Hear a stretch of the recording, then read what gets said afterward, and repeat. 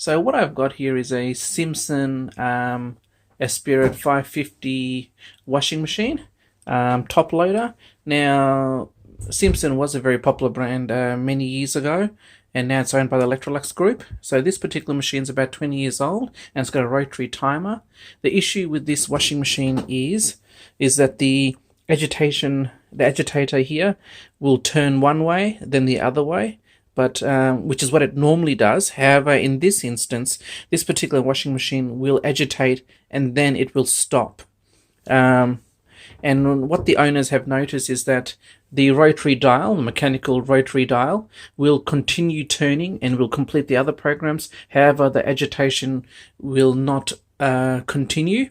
And sometimes they're able to restart the washing machine by stopping the machine and starting it again, or closing the lid, opening and closing the lid a couple of times, and that gets the motor going. Now, in terms of how this machine works, it's got an electronic timer box, a couple of electromechanical controls, and it has got an induction motor, a small induction motor which is used to agitate right and left. And with an induction motor, you have a capacitor, which is called the start capacitor. In terms of spinning, the washing machine spinning, it has a gearbox and it activates a solenoid which locks the drum and is able to spin, but using that one small induction motor. So now, in addition to the electromechanical timer control, the washing machine has a capacitor, as I mentioned, which is internally here, which we're going to check. Plus, it's got, once I open this panel, a motor control box, which is a potted bit of electronics, and possibly it's got a triax and a timing circuit, which reverses the polarity of the induction motor in this machine to make it turn left or right. So, in terms of diagnosing what's wrong with a Simpson top-loading washing machine, in terms of the agitation, we'll have to check the capacitor. First check the capacitor, and if it's not that, it's most likely the motor controller, which is potted, and if it's not that, then it's this timing circuit. But in our instance, this actually works, and and it does all the other programs. We just get an intermittent problem with the agitation, which sort of works and doesn't. So that led me to believe it could be a capacitor which has gone out of tolerance. So in order to open this machine to see the problem, the first thing we're going to do is we're going to open the 3 screws at the back. 1, 2, 3. So what I've done now is I've actually opened the machine, and here are the 3 screws. So as I said, the screws are at the back of the machine. 1, 2, 3. I should also point out that prior to opening this cover, make sure your taps are off and unplug the plug for the washing machine, disconnect it from the power point before you work on anything here. Now, this is the control, the front panel of the machine, and basically it just hooks into the little 3 slots, 1, 2, 3, and then you go like so, and you gently fold it down.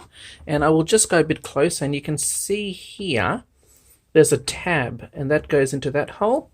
There's another tab here, and then there is another tab here which goes into that one. Now, just looking at this from this view, I'm just going to explain the different parts. So this is the electromechanical timing circuit. Washing machines nowadays use a microprocessor, but this has got a little mechanical clock, induction clock, which moves the timing wheel inside, which basically controls the programming of the washing machine. All done on a couple of timing wheels which have cams which push certain switches to activate certain wires to operate this machine. Now, some other components I will highlight is the hot and cold solenoids. So if water's not going to a machine, you replace these solenoids. Here we have the fill level switch. So depending on if it's low, medium or high, the washing machine will fill to that set point. Now if you have a look, it's got a hose, and that hose goes to a bellow in the drum of the machine, of the washing machine inside. And depending on how much water fills up, there's a diaphragm in here. And what it does is it actually triggers the switch to let the timer know that the water's full and then continue. Now, what I have been told is that if you do disconnect this hose and reconnect it, in the event of you having to replace this or disconnecting this hose, you wash on low, so on the low setting for several wash cycles before you set to the high setting to let it rebalance itself. Here we've got the, if I turn it over, we've got the temperature selector and the normal or the drip dry, so spin or no spin settings. So these are just a couple of simple mechanical switches. Now looking further inside, now I will just show you, that is the capacitor I'm talking about, and this particular capacitor is it's 12 microfarads, and it's actually the capacitor that's used to start the induction motor in this machine that is used for agitation and for spinning. So the one motor in this machine does the washing and the spinning. Now following the wires of the capacitor, it goes to a little motor controller. So this little potted bit of electronics is what controls agitation. So a couple seconds right, a couple seconds left. So this is probably the only bit of electronics in this Simpson washing machine, and it's potted electronics to stop the ingress of moisture.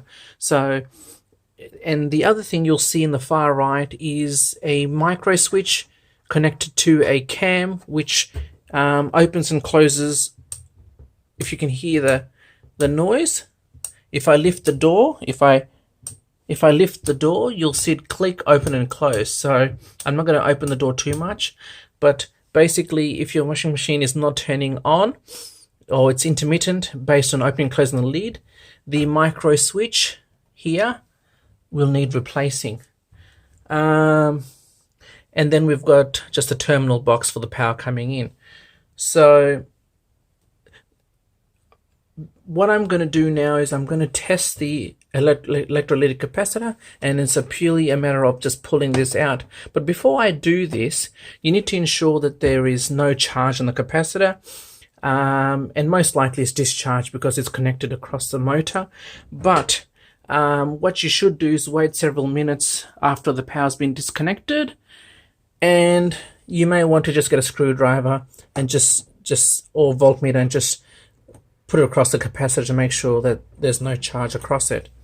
So now it's a matter of just pulling the capacitor out like so, taking a photo to make sure you know the wires, and then this capacitor has a little button like a tab that you push. So when you push on the tab, I'll do it whilst I'm recording, you push on the tab and then you pull it out like so. And the other one has a tab above. I'll just go closer. The tab is there. So I'm going to push on the tab and I'm going to just pull it out. And then here is the capacitor that I'm going to test. So this particular capacitor, plastic capacitor, it says 12 microfarad plus or minus 5%. And I'm going to use my digital multimeter in a moment to measure the capacitance. And hopefully this is the cause of the intermittent agitation with this washing machine that pauses and doesn't want to agitate. So what I've got in front of me is the capacitor out of the Simpson washing machine, and if I zoom in, it's made in Australia, 12 microfarad, and it was probably made in 2003, 2004. So I'm going to measure the capacitance of this capacitor from the Simpson washing machine, which is the start capacitor for the induction motor, which is responsible for spinning plus agitation right and left. Now, just getting your digital multimeter, and what you need to do is you need to set it to the capacitance setting, the one with the two plates. That's a capacitor. And then I'm just going to measure the capacitance of this machine whilst recording. So I'm just going to do like so. So I'm just going to, just give me a second. So I'm just going to record here. And by putting it on there, so I've managed to put it on there. And if you have a look, the capacitance is 7.14 microfarad on my digital multimeter. So any digital multimeter will do. And if you have a look, it's 12 microfarads plus or minus 5% tolerance. So really the lowest this capacitor should be is 11.4 microfarad up to 12.6. So obviously this capacitor is out of tolerance. And what I did do was I've ordered another capacitor on eBay, and it's easy to order online or from eBay or whatever, or a retailer of your choice, and basically just Google for a Simpson 12 microfarad electrolytic capacitor, and this is the one that was delivered recently. And if I turn it over, and if we have a look at the specifications, so it's no longer made in Australia, it's made in Spain due to globalization. And because it's part of the Electrolux group. So if you look at this new capacitor, don't be afraid that it doesn't look exactly identical to the original capacitor, because if you have a look, although this particular capacitor has 4 terminals, when you think about it, they're just doubled up. So it's just 2 pins for the one contact and another 2 for another contact. But what does matter is just the capacitance, and in this instance it says 12 microfarad if I go zoom in, plus or minus 5%, and it's also got a little nut here to attach it. So some washing machines use this nut, and you put it into a hole and you put the nut on, and that holds a capacitor, most likely adjacent to the induction motor. In our instance, the electrolytic capacitor was snapped in into the top housing of the machine. And so what Electrolux have done, or the supplier has done, is, to reduce parts inventory for all the washing machines out there, they've made one capacitor which caters for many models, and as a result you reduce your parts inventory for that 112 microfarad capacitor. So I'm going to just move the old one aside and measure the new one. So I'm just going to get the terminals on here, and I'm just going to have to put the phone on this a little bit on the side for a moment. So I'm just going to do that, and then I've got it there. And if we go to the multimeter, it says 12.04 microfarad.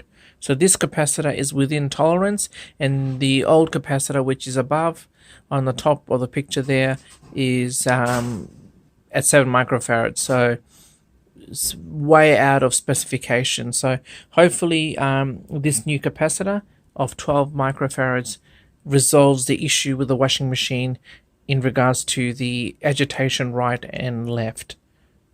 So bear with me, and I'm going to in the next part I'm going to show you how to install this into the washing machine. So what I'm going to do is I'm going to show you the 2 electrolytic capacitors, the new one and the old one, and I'm just going to show you there is a slight difference and in the length. So if I zoom in a bit, and hopefully this thing focuses, if I put it end to end, and it is a bit out of focus, this one here is slightly shorter. The old, here we go, is slightly shorter than the newer one. So what that means is that I'm going to now put this into the top cover. So I'm just going to put this in, but before I do, you will see there is an end stop there and there's an end stop there. So when you put this capacitor in, like so, either you bump it against this end stop or that end stop. But can you see there's just a, I don't know if I can show you from there. So there it is, there's the end stop there. Or I lift it up and then I put it against, it's hard to see from here, but there is an end stop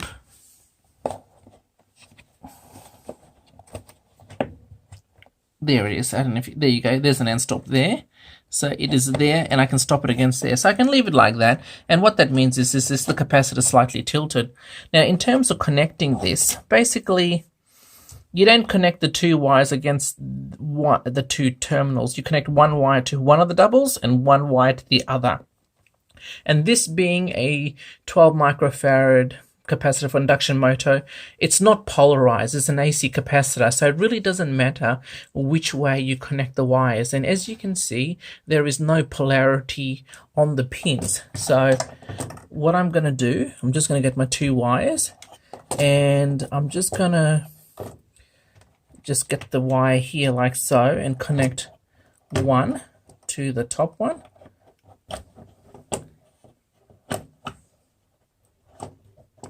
And you have to push on the tab when you do it. Like so, it clicked. And then I'm going to do the other wire to the other terminal. And once again, if I push it in, I'll have to push on the tab a little bit here. Hard to do this whilst holding the camera. And it just clicked in. So if you have a look now, I've got the two wires, and if you have a look there, if I put it like this, you can see they're on the two separate pins of the capacitor. So now I'm going to click it in, and I'm going to click it in like so, and just make sure that the wires are not touching. And then, so there we have it. The electrolytic capacitor is in place, and it's sitting there, it's out of the way.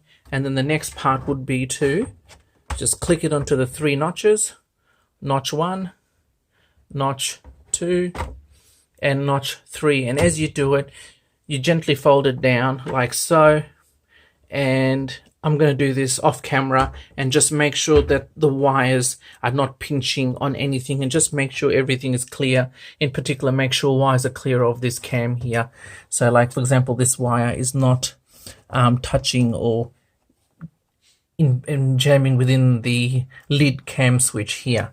So I'm going to do that off camera, and I'll show you the end result. The final step of the procedure of changing capacitor is to move this control panel back and reinstall the 3 screws, 1, 2, 3. Then it's just a matter of now plugging it in, turning the taps on, and running it on, say, a low cycle, and just seeing if everything works.